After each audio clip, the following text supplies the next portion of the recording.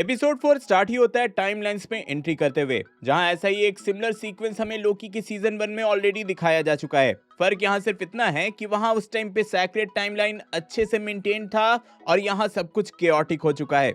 Even जिस जगह पे ही रिमेन्स का जो सिटाडेल था वो भी अब डिस्ट्रॉय होने लगी है। लेकिन हाँ, वीडियो में आगे बढ़ने से पहले कई लोग बोल रहे थे कि भाई अपने वेबसाइट rapstar.com पर लोकी के नए पोस्टर्स लाओ, तो भाई आपका डिमांड पूरा किया जा चुका है। लोकी के कई सारे नए पोस्टर्स rapstar.com पे अवेलेबल है, तो आप लोग अभी मेरे वेबसाइट पर जाकर ले सकते हो। लिंक आपको पिंड कमेंट में मिल जाएगा। तो हाँ, अगर वापस आए तो एपिसोड 3 का जो क्लिफ हैंगर था कि भाई आखिर मिस मिनट्स को क्या पता है रवोना के बारे में, क्या सीक्रेट वो जानती है, वो यहाँ रिवील कर दिया जाता है कि ही हू रिमेन्स को मल्टीवर्सल वॉर जीतने में रवोना ने ही हेल्प किया था।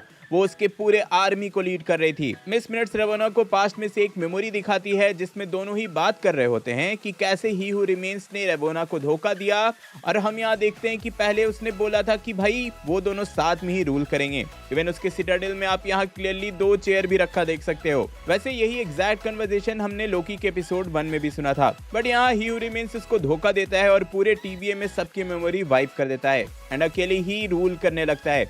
वैसे हाँ, अगर यहाँ नोटिस करोगे तो रवोना यहाँ एक हंटर के कॉस्ट्यूम में है एंड मेमोरी वाइप होने के बाद लंबे टाइम तक वो एक हंटर ही थी।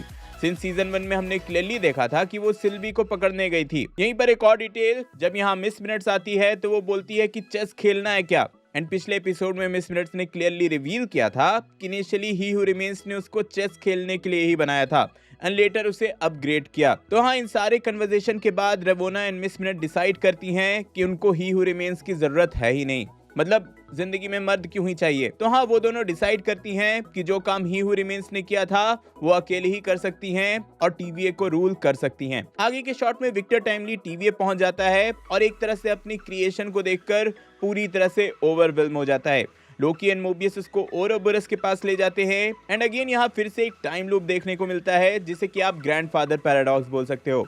विक्टर बोलता है कि उसने सब कुछ ओबी के लिखे हुए टीवीए गाइड बुक से सीखा है एंड यहाँ पर ओबी रिवील करता है कि उसने ये सब कुछ एक 19th सेंचुरी के इन्वेंटर विक्टर टाइमली से सीखा था। तो हाँ, यहाँ पर एक लूप क्रिएट हो रहा है जैसा कि पहले लोकी के साथ भी हुआ था टाइम स्लिप करने से। इवन ओबी यहाँ snake eating his own tail का एग्जाम्पल भी देता है, जो कि मैंने कई बार अपने ब्रेकडाउन में मेंशन किया है। ओबी का जो नाम ही है ओरोबोरस, वो एक सिंबल को रिप्रेजेंट करता है जिसमें आप स्नेक को अपना ही पूंछ खाते हुए देख सकते हो। सॉर्ट ऑफ इसको एक लूप कह सकते हो सेल्फ डिस्ट्रक्शन का, एंड टेक्निकली लोकी की सीरीज में भी यही होगा, जहां टीवीए डिस्ट्रॉय होगा, देन अगेन टीवीए का क्रिएशन होगा और ही हू रिमेन्स उसको रूल करेगा। सीजन 1 में मरने से जस्ट पहले ही हू रिमेन्स ने ये बात क्लियरली बोला भी था। तो हाँ, इसका एक ही सॉल्यूशन है कि भाई इस लूप को किसी तरह से तोड़ा जाए और ही हू रिमेन्स को टीवीए पे रूल करने से रोका जाए, नहीं तो अल्टीमेटली ये लूप चलता ही जाएगा एंड सेम इवेंट्स बार बार होते जाएंगे। खैर, यहाँ ओबी लूम का पूरा प्रॉब्लम एक्सप्लेन करता है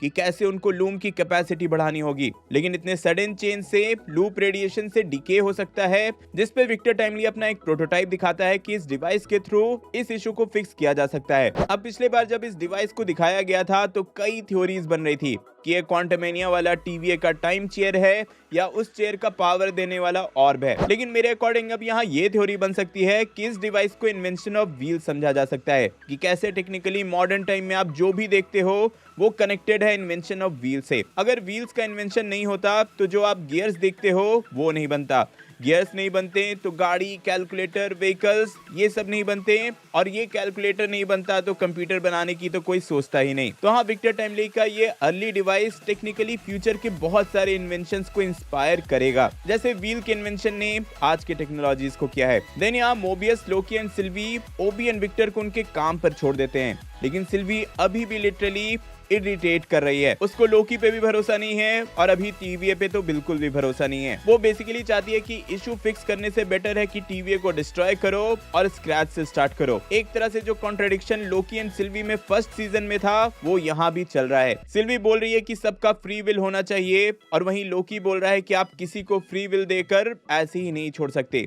लोकी लॉजिकली ही हू रिमेन्स जो करता था वही करना चाहता है, but in a better way. दूसरी तरफ हंटर B-15 जनरल डॉग्स और उसके मिनट्समैन को समझाने आती है कि वो टाइमलाइन पे लाइफ बचाना चाहती है और टीवीए जैसे काम करते थे उसको चेंज करना चाहती है, और वहीं जनरल डॉग्स का जो है वो TVA को बचाना चाहती है, but on a larger picture दोनों ही TVA का डिस्ट्रक्शन नहीं चाहते हैं। तो वो सजेस्ट करती है कि अगेंस्ट काम करने से बेटर है कि दोनों ही साथ में काम करें। और जैसे ही वो उनको सोचने के लिए छोड़कर निकलती है तो वहां रेवोना मिस मिनट्स के साथ पहुंच जाती है और अपने प्लान को एक्सप्लेन करती है। रेवोना बोलती है कि वो लोग उसकी हेल्प करें TVA को टेक ओवर करने में, और जिसके बदले में वो टाइमलाइन पर उनको अच्छी लाइफ दे देगी और अदरवाइज उन सबको मार देगी। और ब्रैड को छोड़कर कोई भी इस बात के लिए रेडी नहीं होते हैं। और यहीं पर हमें मिलता है MCU का अभी तक का सबसे ट्रॉमेटिक सीन, जहां मिस मिनट्स उन सब को एक टाइम कैप्सूल में क्रश कर देती है। एंड लिटरली आप यहां मिस मिनट्स को ये पूरा सीन एंजॉय करता देखोगे। एंड ईयरफोन के साथ अगर ये सीन देखोगे तो आपको लिटरली हड्डियां क्रश होने की, खून निकलने की आवाज आएगी। और मिस मिनट्स का क्रीपी लुक, क्रीपी एक्सप्रेशन सब कुछ एंजॉय कर रहा होता है। लेकिन हाँ, ये मानना पड़ेगा कि भाई एनिमेशन मिस मिनट्स का बहुत ही अच्छा किया गया है। भाई एक्सप्रेशन से यहाँ इतना क्रीपी लगने लगी है कि मेरे लिए तो अब ये नाइटमेयर से कम नहीं है। इसके आगे वाले सीक्वेंस में भी एक इंटरेस्टिंग डिटेल है, जहाँ ओबी एंड विक्टर काम कर रहे होते हैं, वहीं पर कॉफी पीते हुए मॉबियस पहुंचता है। एंड सिंस विक्टर 1800 से है तो उसके लिए सरप्राइजिंग था। एंड देखो, ये पूरा कॉफी वाला सीक्वेंस इसलिए इंपॉर्टेंट है क्योंकि भाई इसका डायरेक्ट कनेक्शन है स्लेवरी से। 1800s में जितनी भी जगह कॉफी आती थी वो अफ्रीकन स्लेव्स ही उगाते थे। तो हाँ, कॉफी एंड स्लेवरी का एक पुराना रिश्ता है। और उस टाइम के बंदे को ये देखना कि कॉफी यहाँ बड़े आराम से एक कॉफी मशीन में बन जा रही है, वो थोड़ा अलग फील तो कराएगा ही। तो हाँ, यही फीलिंग दिखाने के लिए सीन पे इतना फोकस किया गया है। आगे फिर यहीं पर ब्रैड एंड रेवोना विक्टर टाइमली को अपने साथ ले जाते हैं और यहीं से बाकी सबको रियलाइज होता है कि मिस मिनट्स TVA पहुंच चुकी है और उन सबको रोकने की कोशिश कर रही है। एंड देन फिर से हमें लोकी का वो टाइम लूप दिखता है जो कि हमने फर्स्ट एपिसोड में देखा था। वो टाइम स्लिप करके इसी जगह पहुंचता है एंड हमें एग्जैक्टली वही सीन एक अलग पर्सपेक्टिव से दिखाया जाता है। और जब मैंने एपिसोड 1 का ब्रेकडाउन भी किया था तो मैंने वहां क्लियरली बोला था कि लोकी ही खुद को प्रूव करेगा, लिख के ले लो। तो सब वहां मजाक उड़ा रहे थे। तो भाई देख लो, मेरा ब्रेकडाउन बिल्कुल सही निकला। हम यहाँ लोकी को खुद के पास्ट सेल्फ को प्रूव करता देखते हैं। और यहाँ पे जो सबसे बड़ा क्वेश्चन था कि वहाँ फोन कौन कर रहा था, तो यार यहाँ क्लियर हो जाता है कि वो फोन कोई और नहीं बल्कि ओबी कर रहा था। ओबी रिवील करता है कि मिस मिनट्स उन्हें कुछ भी करने से रोक रही है एंड इसके लिए उसने पूरा सिस्टम रिबूट करना होगा, जिससे कि TVA का सारा सिक्योरिटी फीचर रुक जाएगा, इंक्लूडिंग मैजिक को रोकने वाला सिस्टम भी। तो हाँ, सिस्टम रिबूट होता है, मिस मिनट्स ग्लिच होते हुए बंद हो जाती है और लोकी एंड सिल्वी दोनों ही TVA में अब मैजिक भी यूज कर पाते हैं। इसी मैजिक के हेल्प से सिल्वी ब्रैड का माइंड कंट्रोल करके रेवोना को प्रून करवा देती है और वो दोनों ही वहां से विक्टर को वापस ले जाते हैं। अब देख लेना नेक्स्ट एपिसोड में रेवोना यहाँ से प्रून होकर पहुंचेगी वॉइड में, जहां उसका सामना फिर से होगा अलायत से और देन उसी के हेल्प से वो बाहर निकलेगी। तो हाँ, अगर स्टोरी में रिटर्न करें तो विक्टर के वापस आ जाने के बाद वो टेम्पोरल लूम को ठीक करने जाता है और घुसते ही हाई रेडिएशन के चलते चाउमीन बन जाता है। अब अगर याद होगा तो ऐसे ही कुछ ऑलरेडी रीड रिचर्ड्स के साथ हो चुका है एंड कॉमिक्स में तो रीड रिचर्ड्स कैंग का एंसेस्टर है।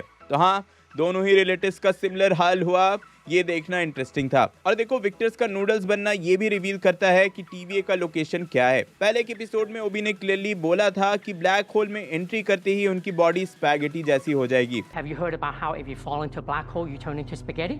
एंड सेम कंडीशन यहाँ विक्टर के साथ हुआ, विच मीन्स कि बहुत ज्यादा हाई पॉसिबिलिटी है कि TVA जो पूरा है वो ब्लैक होल के अंदर है। एंडिंग में हम देखते हैं कि भाई एक प्रॉपर न्यूक्लियर एक्सप्लोजन जैसा लूम डिस्ट्रॉय हो जाता है। एक तरह से कह सकते हो कि भाई अब मल्टीवर्सल वॉर स्टार्ट होने की प्रोबेबिलिटी और ज्यादा बढ़ गई है एंड टेक्निकली पूरा TVA डिस्ट्रॉय हो चुका है। वैसे ये जो पूरा सीक्वेंस था उससे मुझे यही देखकर याद आया कि भाई जब ओपेनहाइमर में जो सीन दिखाया गया था एक्सप्लोजन वाला, उस टाइम हॉल में सबके फेशियल एक्सप्रेशन कुछ ऐसे ही थे। अब देखो, इस एपिसोड की एंडिंग ऐसी थी कि लिटरली नेक्स्ट एपिसोड में क्या होगा ये गेस कर पाना इम्पॉसिबल है, लेकिन फिर भी आपके क्या गेस हैं कमेंट में जरूर बताना। और हाँ, सिंस इस एपिसोड में ज्यादा हिडन डिटेल्स नहीं थे इसलिए मैंने प्लॉट ब्रेकडाउन पे ज्यादा फोकस किया। अब यार हिडन डिटेल्स में अपने मन से तो क्रिएट कर नहीं सकता, मेकर्स ने ही डिटेल नहीं डाले तो मैं बताऊंगा कैसे। लेकिन हाँ, आप लोग जाने से पहले लोकी के जो नए पोस्टर्स आ गए हैं drapster.com पे, वो ले सकते हो, लिंक मैंने पिन्ड कमेंट में दे दिया है।